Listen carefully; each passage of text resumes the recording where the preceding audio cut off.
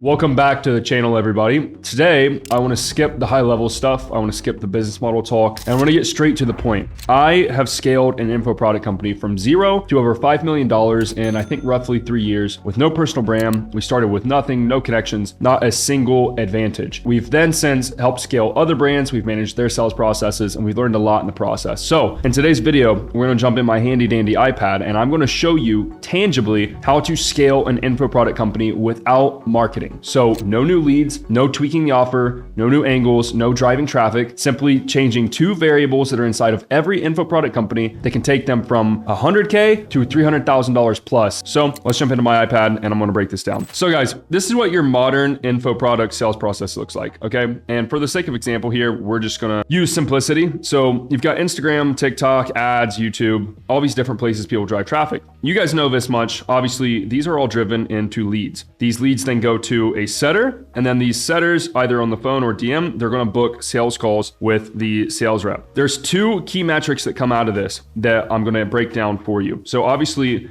the setters booking calls, you have what we call show rate. Okay. How many people are showing up on these calls? If I book 100 calls in a week, how many actually show up? And then you have, obviously on the sales rep side, you have close rate. Now, this is self-explanatory. You guys know this. This isn't like some mind-blowing revelation. But what you may not know is how to adjust these two metrics. So I want to show you something very, very, very cool here. So if we take company A here, for example, they do $150,000 a month at a 5K offer. So 30% show rate, a 30% close rate. So they're not that great. And this is very, very common in this info space. These metrics I've seen a million times because people just don't know what they're doing sales process wise. So if that's obviously you can do the math here. You have 300 booked calls, 30 deals. And another way to do this, I want to walk you guys through this as well. This is what we call IPO math, but this is sort of an equation. And by the way, I failed every math class I was ever in, but this math I understand. So to figure this out, all you have to know is show rate. And a company should be tracking show rate. And let's say you go to a company and the client just doesn't have any metrics at all. Literally go into their Calendly, look at how many calls were booked and how many showed up. There you have show rate. And with show rate, you can figure everything out. You just take revenue divided by offer price. So in this case, we took $150,000 divided by 5K. That is how many deals they're doing. Then you take show rate. If you can have it, awesome. If you can't, just do what I said with the Calendly. Multiply that by 100 and add a decimal. That's how many booked calls. So in this example, 30% show rate. So 0.3 times 100 is 30. And then we're just going to add on another decimal. You have 300 booked calls. That works for 20%, 30, 40, 70%. It doesn't matter. That's booked calls. And then deals divided by booked calls is your close rate. So this simple equation, we can figure out with just show rate exactly what's going on in a business. So cool, Luke, we have numbers. Well, what do we do now? Well, let me show you. There are a few things that you can do to increase show rate. And we can start here, just ripping these off the top. You can do email and SMS flows, okay? Follow-ups. We call this a prep guide, but send over just a juicy sort of landing page of what they're going to get, the features, the actual product, make it sound amazing, value stack it. Don't put price in there, just value stack it. And then say, hey, you show up to the call, we're going to give you this free thing. Okay. We call it a prep guide. You can call it free value, whatever you want to call it. Confirmations as well. So if you have a good sales team and you have a good manager, you should be doing this. So every call that's booked, the day before, let's say I set a call on a Monday for a Wednesday, right? So we have like a 2-day lag. I'm going to call that person. Hey, John, it's Timmy. I just wanted to make sure all is good for the time we selected. Yeah, all is good. Okay, cool. By the way, if you show up or when you show up, we're actually going to give you a free blah, blah, blah. Just give them free stuff. It makes people show up. So doing these simple things, it's not rocket science. This can really, really dramatically improve show rate. And then you obviously have tech. So when I say tech, I mean like email deliverability, SMS deliverability. Google just came out last year with this privacy policy change where you have to actually opt in to deciding to get emails after you opt into a list. So it's not like they go to spam and you mark it spam, yes or no. It's like, do you want to receive emails from this person? That sort of stuff. If you change that, boom. Close rate, obviously management. Is the sales team being managed? Are they actually having someone spy on their calls? Are their calls being reviewed? Are they having team meetings, like daily team meetings? Are they having trainings? Are you actually training the sales reps? Do you have good reps? That alone can take your close rate from 20 to 50%. Do you have good pre-call guides? So similar to the prep guide, do you actually integrate your marketing and your customer journey properly to where when they get on the call, They're already sold. They just have to be basically convinced to get over fear. You never want to have a sales call run 40, 50 minutes because you're educating the people. You want them to show up to the call ready to buy, to where the closer is basically taking checkout and then just helping people get over fear and logistical issues, okay? So a lot of people like to have this ego contest in sales and in info of like, oh, my closers are closing cold. Okay, congrats, bro. Do you want to stroke your ego or do you want to make a lot of fucking money? Because if you want to make a lot of money, you want to make it as easy as possible on your sales team instead of making it more difficult. So management, team meetings, are they actually training? Do you have actual good reps? Do they have pre-call guides? Are you actually tracking data? Do you know everything that's happening? Do you have a good organized CRM so that you can actually hit every single lead that comes in through these different buying journeys over to a year out? Like I literally saw one today. We have a lead that came in 2 years ago that we closed today. We've worked that lead for 2 years and we finally got money. You should be doing this all the time around the clock and it should snowball consistently. So this is just an example for you guys of things that you can do easily to increase show rate, to increase close rate. Now let's look at this. Let's say we took company A and we simply get them to KPI. And now I know what KPI is because obviously I've been in this game for a long time. Our close rate on our offer here at Closer Cartel on qualified, so you can call this call commitment, offer commitment, whatever. On qualified calls, meaning they actually have funds, they don't have $5 to their name, and they didn't slip through the setting process and friction and everything, we close 85%. Gross, we close anywhere from 40 to like 60, 50%, depending on traffic. Because if you send a lot of cold traffic and they're not super filtered, obviously your quality is going to go down, which even if you're good at closing, your gross, because it's gross of calls booked to close rate, that means what is that gap? What is that spread? Oh, it's unqualified people. And obviously a good setting and a good sales process is going to get around that. But for the sake of example, in a good company, and this is what it should look like. Show rate should be 60 to 70%. Close rate is 40 to 60, depending on if you're running paid, if you're cold, if you're organic. There's a lot of variables that go into that. With this example, so we're looking at 150,000 a month, 30% show, 30% close.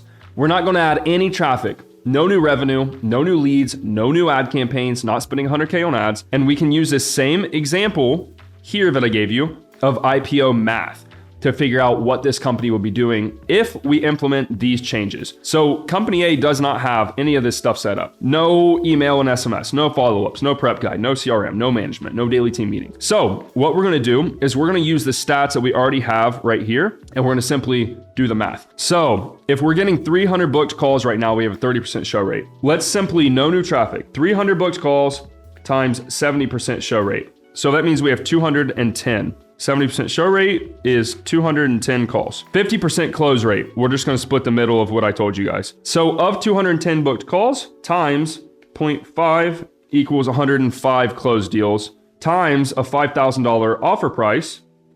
We're now looking at $525,000 a month from changing those two stats. Now, just take this with a grain of salt. Obviously, when you change a lot of things, when you have 70% of people show up now instead of 30, you need more setters, you need more closers. There's a lot more that is going to have to go into this. I know I'm just giving you guys math examples, but the point that I'm giving you is just by doing things the right way, which most people don't do in info, and getting yourself to KPI, a 5x of your current revenue. You're going from 150 to 525. And obviously, this is if everyone paid 5K upfront a PIF, right? Obviously, your cash collected is going to be a bit lower than this. I would say realistically, you'll look at 125 to probably, I don't know, 400,000 collected, the rest revenue, payment plans, financing, all these sort of things. But simply adding these things right here that most people do not have is going to change that business. Now, let me show you something very cool.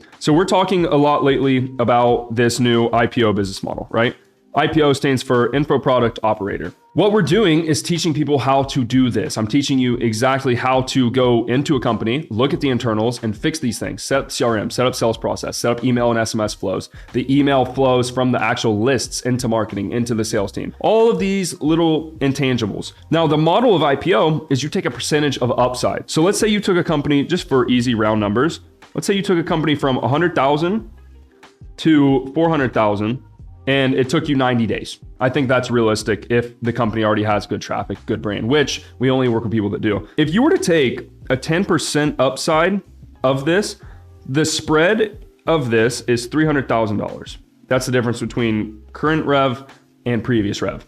You would be making, as an IPO, for simply installing these systems and managing it, you would be making $30,000 a month profit from doing this. Now, if this sounds crazy and you're like, okay, this sounds too good to be true, maybe it's kind of theoretical. These are the exact same numbers of one of the offers in our beta program that a student has landed. He's making $30,000 a month from one client from doing exactly this for them. Where do you think I got these numbers from? This wasn't made up out of thin air. This is a real client. This is a real student. And this is a real IPO, not even public, just beta student. So he's had 60 days of training, and he was able to take this company from here to here and make $30,000 a month in the process. The next thing you're thinking is probably, okay, that sounds cool, but what if they fire me?